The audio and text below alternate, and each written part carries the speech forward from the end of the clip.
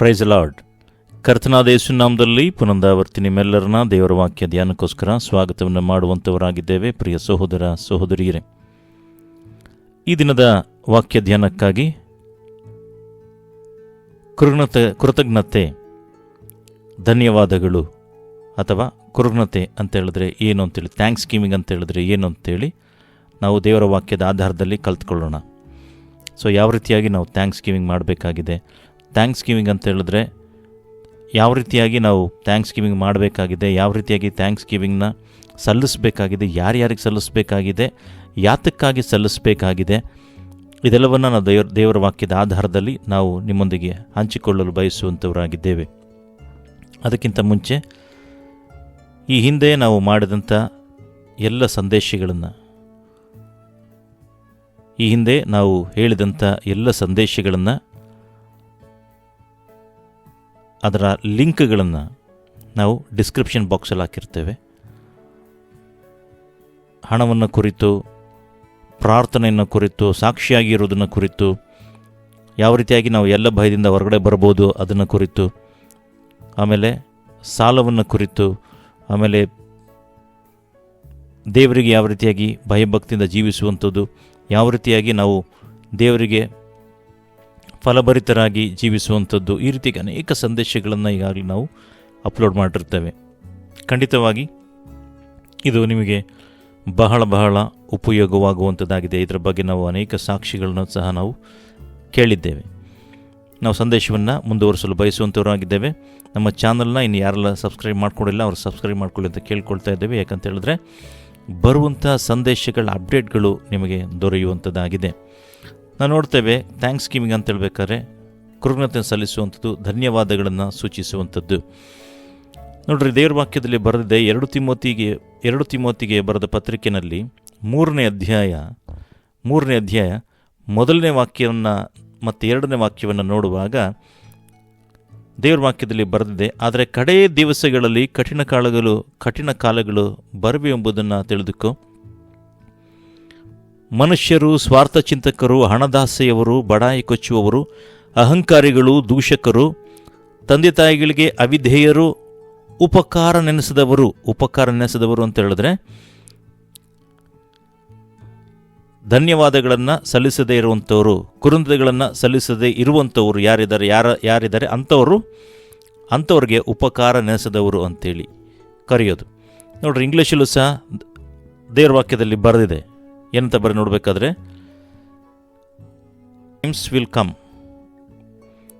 For men who will lovers of themself, lovers of money, boasters, proud, blasphemers, disobedient to parents, unthankful. ನೋಡಿದ್ರ, unthankful ಅಂತ ಬರೆದಿದೆ. ಅನ್ಥ್ಯಾಂಕ್ಸ್ಫುಲ್ ಅಂತ ಹೇಳಿದ್ರೆ ಕೃತಜ್ಞತೆ ಇಲ್ಲದೆ ಇರುವಂಥವರು, ಧನ್ಯವಾದಗಳನ್ನು ಸಲ್ಲಿಸದೇ ಇರುವವರು ಅಂತೇಳಿ. ಸೊ ನಾವು 5ನೇ ವಾಕ್ಯಕ್ಕೆ ಬರಬೇಕಾದ್ರೆ ದೇವರ ವಾಕ್ಯದಲ್ಲಿ ಹೇಳುತ್ತೆ, ಇಲ್ಲಿ 3, 4, 5 ಇದೆ, ಅದರಲ್ಲಿ ಅನೇಕ ಸಂಗತಿಗಳು ಬರೆಯಲ್ಪಟ್ಟಿದೆ. ಆದರೆ ನಾನು ಮುಖ್ಯವಾಗಿ ಈ ದಿನ ಥ್ಯಾಂಕ್ಸ್ ಗಿವಿಂಗ್ ಅಂತ ಹೇಳಿದ್ರೆ ಏನಂತ ಹೇಳುತ್ತೆ ದೇವರ ವಾಕ್ಯ, ಅದನ್ನು ಹೇಳಲು ಬಯಸುವಂಥವರಾಗಿದ್ದೇವೆ. ಹಾಗಾಗಿ ಆ ಒಂದು ಮಾತನ್ನು, ಆ ಒಂದು ವಾಕ್ಯವನ್ನು ನಾವು ಇಲ್ಲಿ ಹೇಳಲು ಬಯಸ್ತೇವೆ. ನೋಡ್ರಿ, 5ನೇ ವಾಕ್ಯದಲ್ಲಿ ದೇವರ ವಾಕ್ಯದಲ್ಲಿ ಬರೆದಿದೆ, ಭಕ್ತಿಯ ವೇಷವಿದ್ದು ಅದರ ಬಲವನ್ನು ಬೇಡವೆನ್ನುವವರು ಆಗಿರುವವರು ಇಂಥವರ ಸಹವಾಸವನ್ನು ಮಾಡದಿರು, ಇಂಥವರ ಸಹವಾಸವನ್ನು ಮಾಡಬೇಡ ಅಂತೇಳಿ ದೇವರ ವಾಕ್ಯದಲ್ಲಿ ಬರೆದಿರೋದು ನೋಡ್ತೇವೆ. ಅಂದರೆ ಯಾವ ರೀತಿಯಾಗಿ ಜನಗಳಿರ್ತಾರೆ, ಕಡೆಗಾಲದಲ್ಲಿ ಎಂಥವ್ರು ಇರ್ತಾರೆ ಅಂತೇಳಿ ಇಲ್ಲಿ ಲಿಸ್ಟ್ ಬರೆದಿದೆ. ಸೊ ಇಂಥವರ ಸಹವಾಸ ಮಾಡಬೇಡ, ಈ ರೀತಿಯಾಗಿ ಇರಬೇಡ ಅಂತೇಳಿ ದೇವರ ವಾಕ್ಯದಲ್ಲಿ ಬರೆದಿರೋದನ್ನು ನೋಡ್ತೇವೆ. ಸೊ ಹಾಗಾಗಿ ಈ ರೀತಿಯಾಗಿ ಇರಬೇಡ ಅಂತ ಹೇಳಿದ್ರೆ ದೇವ್ರ ವಾಕ್ಯದಲ್ಲಿ ಆ ರೀತಿಯಾಗಿ ಇರಬಾರ್ದು, ಅಂದರೆ ದೇವರು ಈ ರೀತಿಯಾಗಿ ನೀವು ಇರಬಾರ್ದು ಅಂತೇಳ್ಬಿಟ್ಟು ದೇವರು ನಮಗೆ ಆಜ್ಞೆಗಳನ್ನು ಕೊಡ್ತಾ ಇದ್ದಾರೆ. ದೇವ್ರ ವಾಕ್ಯಗಳೇನಿದೆ ಇದು ಬರೀ ವಾಕ್ಯಗಳು ಅಂತ ತಿಳ್ಕೊಳ್ಳೋದಕ್ಕೆ ಹೋಗ್ಬಿಡ್ರಿ. ದೇವರು ನಮಗೆ ಆಜ್ಞೆಗಳನ್ನು ಕೊಟ್ಟಿರುವಂಥದ್ದು, ದೇವ್ರ ಮಾತುಗಳೇನಿದೆ ಇದು ದೇವರ ಆಜ್ಞೆಗಳು, ಇದನ್ನು ನಾವು ಕೈಕೊಂಡು ನಡಿಬೇಕು ಅಂತೇಳಿ ದೇವರ ವಾಕ್ಯದಲ್ಲಿ ನಮಗೆ ಕೊಟ್ಟಿದವರಾಗಿದ್ದಾರೆ. ನಾವು ನೋಡ್ತೇವೆ, ಥ್ಯಾಂಕ್ಸ್ ಗಿವಿಂಗ್ ಅನ್ನೋದು ಬಹಳ ಬಹಳ ಮುಖ್ಯ. ಧನ್ಯವಾದಗಳನ್ನು ಸಲ್ಲಿಸುವಂಥದ್ದು, ಕೃತಜ್ಞತೆ ಸಲ್ಲಿಸುವಂಥದ್ದು ಬಹಳ ಮುಖ್ಯ. ಆದರೆ ಈಗಿನ ಕಾಲಘಟ್ಟಗಳನ್ನು ನೋಡುವಾಗ, ಈಗಿನ ಗಳಿಗೆಗಳನ್ನು ನೋಡುವಾಗ, ಈ ದಿನಮಾನಗಳನ್ನು ನೋಡುವಾಗ ಈ ಥ್ಯಾಂಕ್ಸ್ ಗಿವಿಂಗ್ ಅಂತ ಹೇಳಿದ್ರೆ ಧನ್ಯವಾದಗಳನ್ನು, ಕೃತಜ್ಞತೆಗಳನ್ನು ಮರೆಯುವಂಥವ್ರು ಅಧಿಕವಾದ percentage, most of the people, ಮೆಜಾರಿಟಿಯನ್ನು ನೋಡುವಾಗ 99 ಭಾಗ ಇಲ್ಲ 90ಕ್ಕಿಂತ ಹೆಚ್ಚು ಈ ರೀತಿಯಾಗಿ ಒಂದು ಅಂದಾಜು ಮಾಡ್ಬೋದು. ಯಾಕಂತ ಹೇಳಿದ್ರೆ ನಮ್ಮ ಸರೌಂಡಿಂಗಲ್ಲಿ ನೀವೇ ಒಮ್ಮೆ ಆಲೋಚನೆ ಮಾಡಿ ನೋಡ್ರಿ. ನಿಮ್ಮ ಸರೌಂಡಿಂಗ್ ಇರುವಂಥ ವ್ಯಕ್ತಿಗಳಿರ್ಬೋದು, ನೀವು ಕೆಲಸ ಮಾಡುವಂಥ ಸ್ಥಳಗಳಿರ್ಬೋದು, ನಿಮ್ಮ ಸ್ನೇಹಿತರುಗಳಿರ್ಬೋದು, ನಿಮ್ಮ ಬಂಧುಗಳಿರ್ಬೋದು, ನಿಮ್ಮ ನೆಂಟರುಗಳಿರ್ಬೋದು, ಯಾರು ಬೇಕಾದ್ರೂ ಆಗಿರ್ಬೋದು. ನೀವು ಮಾಡಿದಂಥ ಕಾರ್ಯಕ್ಕಾಗಿ ನೀವು ಅವರಿಗೆ ಎಷ್ಟೋ ಸಮಯಗಳಲ್ಲಿ ಉಪಕಾರಗಳನ್ನು ಮಾಡಿದ್ದೀರಾ, ಎಷ್ಟೋ ಸಮಯಗಳು ಅವ್ರಿಗೆ ಹೆಲ್ಪ್ ಮಾಡಿದ್ದೀರಾ. ಅವರ ಕಷ್ಟಗಳ ಸಮಯಗಳಲ್ಲಿ, ದುಃಖಗಳ ಸಮಯಗಳಲ್ಲಿ ಅವರು ಒಂಟಿಯಾಗಿರುವಾಗ ನೀವು ನಿಂತಿದ್ದೀರಾ. ಅದೇ ಪ್ರಕಾರವಾಗಿ ನೀವು ಮಿನಿಸ್ಟ್ರಿಗೆ ಬಂತು ಅಂತ ಹೇಳಿದ್ರೆ, ಸೇವೆಯ ಭಾಗಗಳಿಗೆ ಬಂತು ಅಂತ ಹೇಳಿದ್ರೆ, ಅನೇಕರು ನಿಮಗೆ ಪ್ರಾರ್ಥನೆ ಕೇಳುವಾಗ ನೀವು ಪ್ರಾರ್ಥನೆ ಮಾಡಿದ್ದೀರಾ, ದೇವರು ಬಿಡುಗಡೆ ಕೊಟ್ಟಿದ್ದಾರೆ. ಆ ಬಿಡುಗಡೆ ಕೊಟ್ಟಂಥ ನಂತರ ಅವರು ಎಷ್ಟು ಜನ ನಿಮಗೆ ಬಂದು ಥ್ಯಾಂಕ್ಸ್ ಅಂತ ಹೇಳಿದ್ದಾರೆ, ಇಲ್ಲ ಎಷ್ಟು ಜನ ಕೃತಜ್ಞತೆಗಳನ್ನು ನಿಮಗೆ ತೋರ್ಪಡಿಸಿದ್ದಾರೆ ಅಂತೇಳಿ ನಿಮ್ಮನ್ನು ನೀವು ಆಲೋಚನೆ ಮಾಡಿ ನೋಡ್ರಿ. ಇವೆಲ್ಲವನ್ನು ನೋಡುವಾಗ ನಮಗೆ ಚೆನ್ನಾಗಿ ಗೊತ್ತಾಗುತ್ತೆ ಜನಗಳು ಈ ಕಡೆ ದಿನಗಳಲ್ಲಿ ಯಾವ ರೀತಿಯಾಗಿದ್ದಾರೆ ಅಂತೇಳಿ ದೇವರ ವಾಕ್ಯದಲ್ಲಿ ಬರೆದಿರೋದನ್ನು ನಾವು ಖಚಿತಪಡಿಸ್ಕೊಳ್ಬೋದು. ಅಂದರೆ ಯಾವ ರೀತಿಯಾಗಿ ನಡೀತಾ ಇದ್ದಾರೆ ಅಂತೇಳಿ ದೇವರ ವಾಕ್ಯದಲ್ಲಿ ಮುಂಚೆನೇ ಬರೆಸಿದೆ, ಅದು ನಮಗೆ ಕಾಣ್ತಾ ಇದೆ ಅಂತೇಳಿ ಕಂಡುಕೊಳ್ಬೋದಾಗಿದೆ, ಅರ್ಥ ಮಾಡ್ಕೊಳ್ಬೋದಾಗಿದೆ.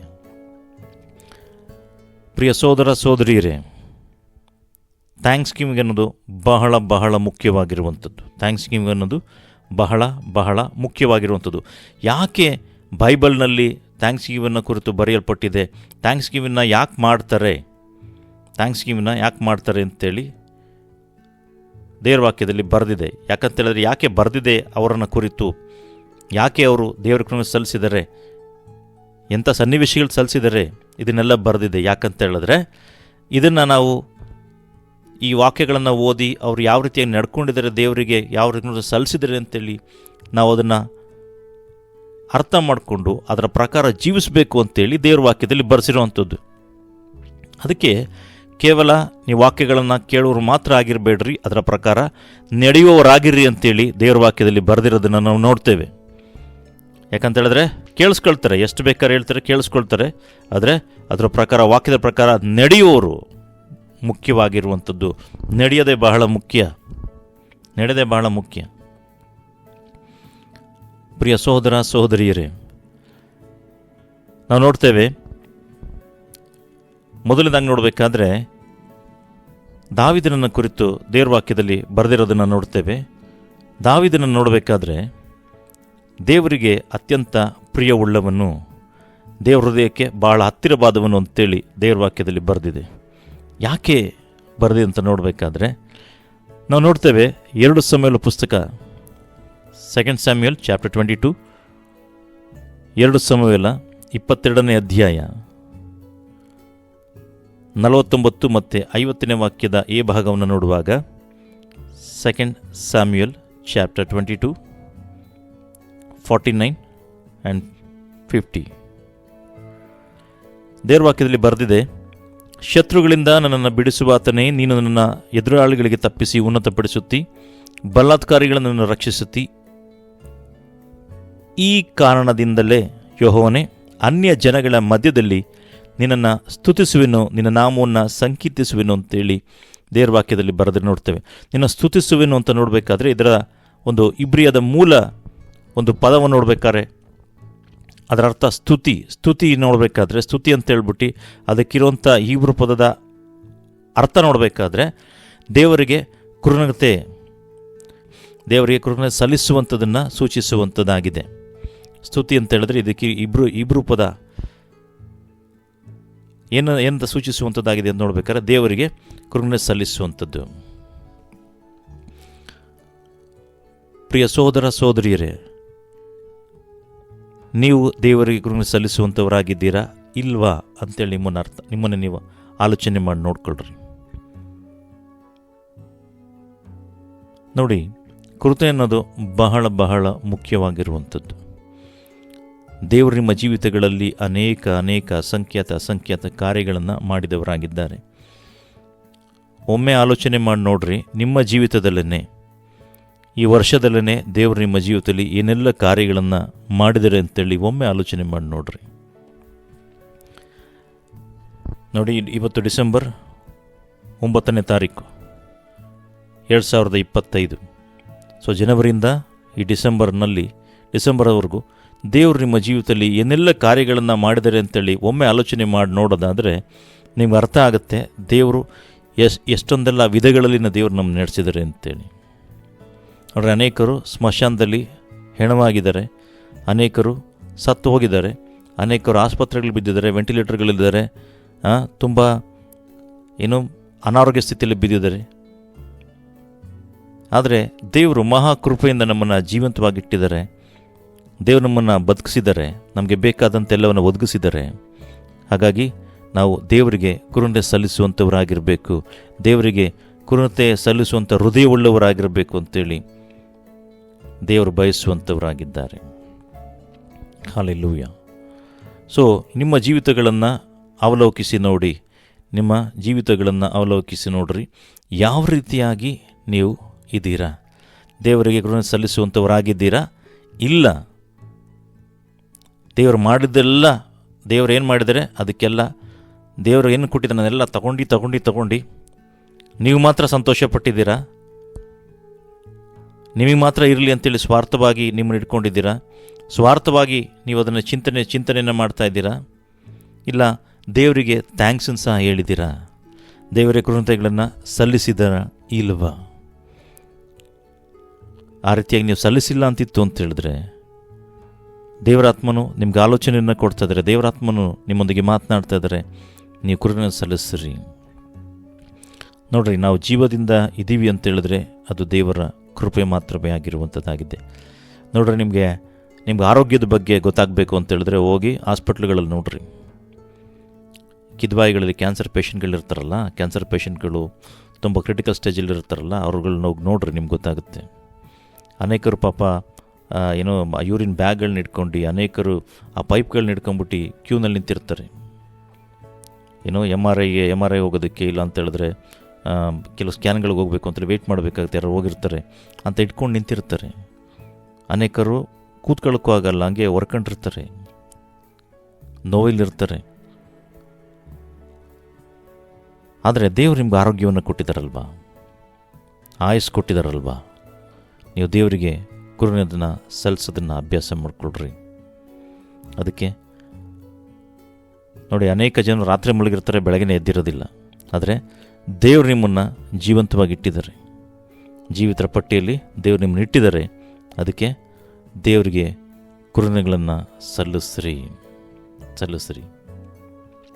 ಕೀರ್ತನೆಗಾರ ಹೇಳುವಂಥ ಮಾತು, ಆತನು ಮಾಡಿದ ಉಪಕಾರಗಳಲ್ಲಿ ಒಂದನ್ನು ಮರಿಬೇಡ ಅಂತೇಳಿ. ಅಂದರೆ ದೇವರು ನಿಮ್ಮ ಜೀವಿತದಲ್ಲಿ ಏನೆಲ್ಲ ಮಾಡಿದ್ದಾರೆ, ಏನೆಲ್ಲ ಉಪಕಾರಗಳನ್ನ ಮಾಡಿದ್ದಾರೆ, ಆದರೆ ನೀನದನ್ನು ಮರಿಬೇಡ, ಒಂದನ್ನು ಮರಿಬೇಡ ಅಂತೇಳಿ ದೇವ್ರ ವಾಕ್ಯದಲ್ಲಿ ಬರೆದಿದೆ. ಅಂದರೆ ಸಣ್ಣ ಪುಟ್ಟ ಯಾವ್ದಾರ ಆಗಿರ್ಬೋದು, ಸಣ್ಣ ವಿಷಯಗಳು, ಎಲ್ಲ ವಿಷಯಗಳಿಗೆ ನೀನು ಕೃತಜ್ಞತೆಯನ್ನು ಸಲ್ಲಿಸಬೇಕು ಅಂತೇಳಿ ದೇವ್ರ ವಾಕ್ಯದಲ್ಲಿ ಬರೆದಿರೋದನ್ನು ನೋಡ್ತೇವೆ. ಪ್ರಿಯ ಸೋದರ ಸೋದರಿಯರೇ, ನಾನಿಲ್ಲಿ ಮೊದಲನೇ ಭಾಗವನ್ನು ನಾನಿಲ್ಲಿ ನಿಲ್ಲಿಸ್ತಾ ಇದ್ದೀನಿ. ಇದನ್ನು ಕುರಿತು ಇನ್ನೂ ಅನೇಕ ಸಂಗತಿಗಳನ್ನು ನಾವು ನೆಕ್ಸ್ಟ್ ಪಾರ್ಟ್ನಲ್ಲಿ 2ನೇ ಭಾಗದಲ್ಲಿ ವಿವರಿಸುವಂಥವರಾಗಿದ್ದೇವೆ. ಯಾವ ರೀತಿಯಲ್ಲಿ ಕೃತಜ್ಞತೆ ಸಲ್ಲಿಸ್ಬೋದು ನಾವು, ಮತ್ತು ದೇವರಿಂದ ಅದಕ್ಕೆ ಬರಬೇಕಂತ ಪ್ರತಿಫಲವನ್ನು ನಾವು ಯಾವ ರೀತಿ ಹೊಂದ್ಕೊಳ್ಬೋದು, ಇದನ್ನು ಸಹ ನಾವು 2ನೇ ಭಾಗದಲ್ಲಿ ತಿಳಿಸುವಂಥವರಾಗಿದ್ದೇವೆ. ದೇವರು ಈ ವಾಕ್ಯಗಳ ಮುಖಾಂತರವಾಗಿ ನಿಮ್ಮನ್ನು ಆಶೀರ್ವಾದ ಮಾಡಲಿ. God bless you.